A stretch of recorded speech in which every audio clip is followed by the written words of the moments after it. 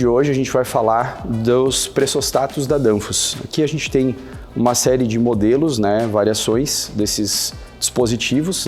Os pressostatos eles são dispositivos eletromecânicos que fazem a leitura de pressão de fluidos em equipamentos, linhas, e basicamente fazem o acionamento elétrico de um contato para controle de alguns equipamentos ou até mesmo monitoramento de processos.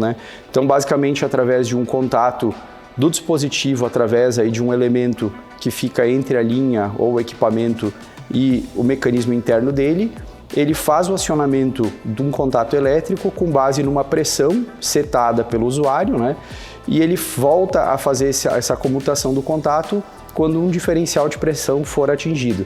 Então a gente vai falar e vai explorar um pouquinho alguns detalhes de todos esses modelos que a gente tem hoje aqui, falando de características técnicas, construtivas e de aplicação desses diversos modelos aqui expostos. Os pressostatos normalmente são aplicados em equipamentos ou sistemas onde a gente precisa fazer o controle de pressão, e esse controle de pressão ele vai fazer o acionamento de algum sistema elétrico. Basicamente, ele serve para fazer controle de sistemas, ou monitoramento de pressões em determinados equipamentos.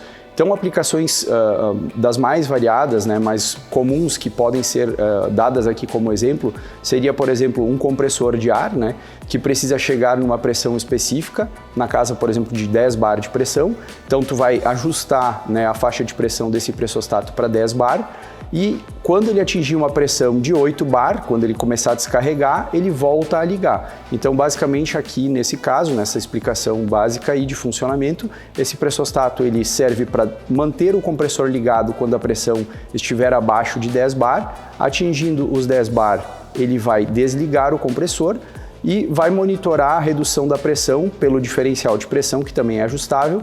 Chegando em 8 bar, aí seria um diferencial de 2 bar, ele vai voltar a acionar o compressor para manter uma pressão constante e elevada para a aplicação do processo que demanda essa pressão mínima, por exemplo, de 8 bar, nesse caso.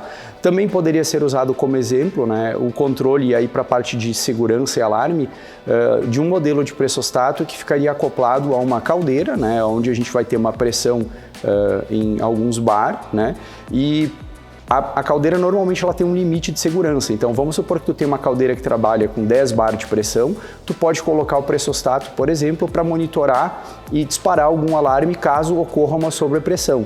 Então tu pode ajustar esse pressostato para trabalhar com 12 bar. Quando chegar nos 12 bar, tu vai fazer o acionamento de um alarme e esse alarme vai ficar soando enquanto que a pressão estiver elevada até reduzir ao diferencial e entrar dentro da faixa de operação normal da caldeira, que seria os 10. Então teria um diferencial de 2 também.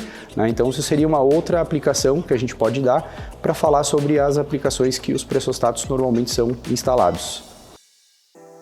Dentro dessa diversidade de pressostatos, para as mais variadas aplicações, um dos dispositivos mais importantes dele é o elemento que faz o contato do fluido, no caso, com o dispositivo mecânico que vai fazer o chaveamento elétrico do pressostato. Então, existem diversos tipos de mecanismos adotados em cada modelo, que são normalmente aplicados, na verdade eles são normalmente especificados conforme a aplicação que o pressostato vai ser inserido. Existem modelos, por exemplo, que possuem um Foley, que é um dos mecanismos mais comumente adotados, Outros possuem um diafragma, que faz o contato aí do fluido com o mecanismo interno dele. Outros já usam um pistão, normalmente aplicações com pressões elevadas, em sistemas hidráulicos utilizam esse mecanismo. E ainda existem modelos que possuem um duplo Foley, que se tratam de modelos específicos para que quando ocorra o rompimento do primeiro Foley, o fluido, ao adentrar ao segundo Foley, vai fazer o acionamento de um contato de segurança.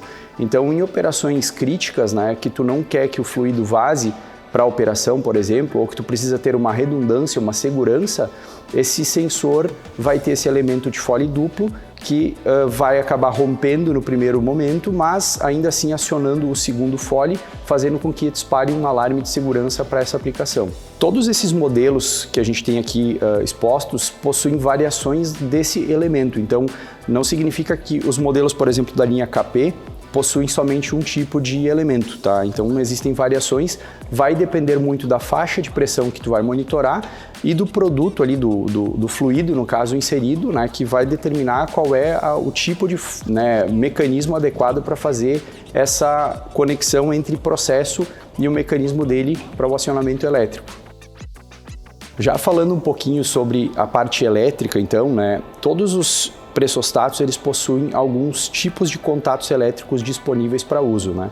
Então existem algumas variações, né, que a gente vai falar um pouco aqui, né, mas a mais comum delas é um contato duplo, né, com acionamento simples, que se trata de um contato reversível, né? Então ele tem um polo que é o comum, né, onde é que normalmente vai a alimentação do sistema elétrico, né, que pode ser a tensão de comando, uma tensão de força, dependendo da aplicação, um contato aberto e um contato fechado, que se invertem no momento em que o pressostato faz o acionamento, né. Existem outras variações também, existe um modelo, por exemplo, que tem um disparo simples e um contato simples, seria só um contato aberto, por exemplo, ou um contato fechado.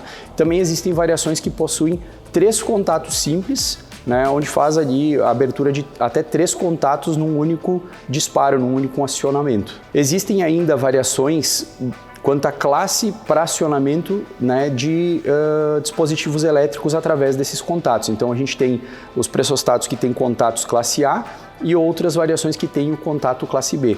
O classe A ele é mais recomendado para acionamentos de força, então ele tem uma capacidade de corrente um pouco maior, né? Enquanto que os de classe B normalmente são usados apenas para monitoramento e controle.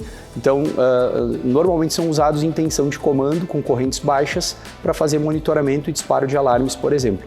Ainda temos as questões que envolvem a parte da classificação de uso desses contatos. Então a gente tem contatos específicos dedicados para aplicação em cargas resistivas, né? Tem contatos para uso em cargas motóricas, para motores, no caso, para acionamento direto de motores, se for o caso. Claro que dentro do limite de capacidade de corrente que está especificado em cada um desses dispositivos. Existem contatos dedicados, aplicados a acionamento de corrente contínua, para acionamento de solenoides, por exemplo, né? Então existem algumas variações e normalmente existem os limites, né? Então normalmente dentro da tampa do próprio pressostato ou no datasheet que acompanha ele dentro da caixa, essas informações estão disponíveis e elas precisam ser avaliadas antes de se fazer, né, a ligação elétrica e o acionamento de qualquer carga para não comprometer a vida útil dos contatos. Então agora voltando a falar um pouquinho mais sobre a função principal, né, do pressostato, ele vai ter normalmente 2 ajustes a serem feitos, né? O ajuste de faixa de pressão a ser trabalhada, né? E o ajuste de diferencial. Existem modelos no mercado, né? A Danfoss possui modelos assim, que possuem um diferencial fixo. Então, quando tu compra o pressostato, ele já tem um diferencial pré-estabelecido, não é possível ajustar esse diferencial. Então tem que ter esse cuidado, porque existem essas variações, vai depender muito da aplicação que ele vai ser inserido. Mas basicamente, a maioria dos modelos possui sim, né, o ajuste do range, né, da faixa de pressão e do diferencial de pressão, que é o ΔP, né, onde tu vai fazer a parte de controle do acionamento e do rearme desse pressostato. Sobre o rearme, até é importante a gente falar, o rearme normalmente dos pressostatos ele é automático. O que significa isso? Quando ele atinge a pressão pré-estabelecida, ele faz o desligamento, né? Então ele acaba abrindo o contato, né? O mecanismo atua, ele abre o contato, né? E para fazer desligar, por exemplo, o teu equipamento no processo ou ativar um alarme, tá? E a pressão diferencial, ao ser atingida, né, quando essa pressão começa a cair, ele se rearma automaticamente. Então ele volta a chavear o contato, o teu equipamento, se estava desligado, ele volta a ligar, e o teu alarme, se estava ligado, ele desliga naquele momento, né? Então esse seria o rearme automático. Mas existem modelos normalmente utilizados em sistemas de segurança de equipamentos que ele possui um rearme manual. Para que normalmente ele é aplicado, né? Se tu tem um equipamento, por exemplo, crítico no teu processo, que se em determinada condição ele atingir uma pressão elevada, né, tu não quer que ele volte a ligar, né, depois que ele teve o problema, porque tu precisa fazer uma checagem do que aconteceu. Então, nesses casos, a aplicação ela demanda um pressostato com rearme manual, que nada mais é que uma chave, um dispositivo, que vai forçar, no caso o operador, a pessoa de manutenção, a ir até o local, checar o equipamento e, se estiver tudo ok, ele aciona esse botão e o sistema volta a operar normalmente, o pressostato volta a ter a função normal, para que caso, quando ele chegue naquela pressão elevada de novo, ele faça novamente esse movimento e de novo vai precisar de um novo reset desse dispositivo. Existem ainda modelos específicos, né, como é o caso desse modelo aqui, que é um RT, que ele mede pressão diferencial. Então você pode ver aqui que ele tem duas conexões ao processo, onde ele vai medir uma diferença de pressão entre a entrada, o lado de alta pressão e o lado de baixa pressão, né? Então, basicamente, aqui ele vai fazer um controle de diferença de pressão entre dois pontos para fazer o acionamento desse mecanismo. Ele também possui, né, o ajuste das pressões, né, da mesma forma como os demais modelos, mas é uma diferença aí do modelo tradicional, padrão, porque ele mede uma diferença de pressão. No caso aqui, a gente também tem o modelo aqui que normalmente é adotado em sistemas de monitoramento de óleo em compressores, onde ele monitora a diferença de pressão entre o cárter, por exemplo, e a saída do compressor, né, ou algum outro ponto do sistema, para entender se a pressão, né, interna, o equipamento está dentro de uma faixa que seja adequada para a operação dele, né? Então são variações que existem nesses modelos. Então aqui agora a gente vai falar um pouquinho sobre um comportamento aí que existem, né, duas variações na parte de controle de pressão, né, onde o ajuste de pressão da faixa de pressão e o ajuste do diferencial vão ter comportamentos um pouco diferentes para a atuação do contato elétrico, né? Então existem variações, né? Existem modelos que, por exemplo, eu vou dar um exemplo para ficar mais fácil, né? Eu quero uma pressão de 10 kg, né, de 10 bar no meu sistema, tá? Existem modelos, por exemplo, que tu tem que definir qual é o teu diferencial. Por exemplo, vamos dar o exemplo de 2 bar. Eu tenho um diferencial de 2 bar, tá? E eu preciso de 10 bar no meu sistema. Então, quando chegar em 8 bar, mais os 2 da pressão diferencial vai fazer o acionamento do contato. Então, o ajuste do range, ele não é feito em 10 bar, e sim em 8 bar. E quando atingir o diferencial de 2 bar, né, que vai chegar na pressão lá de trabalho, por exemplo, vai fazer a comutação do contato elétrico, né? Então aqui a gente chama aí de diferencial mais pressão, né? Ou pressão mais diferencial para fazer o contato. Já os modelos mais tradicionais, né, normalmente tu ajusta a faixa de pressão e o dispositivo ele vai trabalhar até chegar nessa pressão, onde ele vai fazer a comutação, então ele vai direto até os 10 bar e a pressão diferencial ela vai ser para menos. Então ele vai monitorar até diminuir, né, a pressão em 2 bar, por exemplo, e quando chegar em 8 bar ele vai voltar a ligar. Então tem essas duas possibilidades, né, são diferenças que existem. Vai depender um pouco da aplicação, aonde tu vai inserir, né, e da tua necessidade de controle. Então, basicamente, tu tem pressão mais diferencial, né? Então tu vai ter a comutação depois de atingir a soma das duas, e a outra variação que é chegar até a pressão de ajuste, e o diferencial vai ser o reset do teu pressostato. Então, quando chegar no diferencial menos 2, ele vai voltar a acionar em 8 e assim por diante. Então aqui a gente tem, né, uma variedade bem grande de diferentes tipos de pressostatos, né?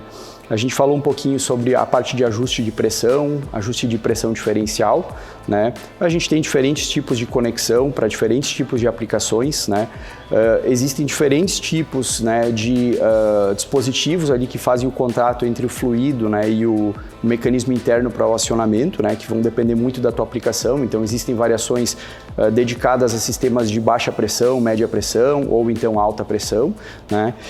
A gente falou um pouco sobre a parte de contatos elétricos também, né? Então a gente tem aí algumas variações de possibilidades de uso dos contatos elétricos, mas a mais comum, né, e a gente vai acabar vendo agora aqui no detalhe em cada um deles, é um contato reversível, onde tu tem um contato comum, né, e um contato aberto e um fechado, né? E a gente vai agora então explorar esses modelos aqui individualmente. Então a gente vai abrir, né, alguns deles aqui, vai fazer o ajuste de pressão, de faixa de pressão, ajuste diferencial, né, e vai depois também mostrar na prática como ele se comporta, né, no sistema pressurizado. Então a gente vai usar o cavalete que a gente tem aqui montado com ar comprimido, né, para fazer a demonstração do ajuste, né, de pressão diferencial, ajuste de pressão, para ficar bem claro, né, como é que esses dispositivos se comportam e para que eles normalmente são usados.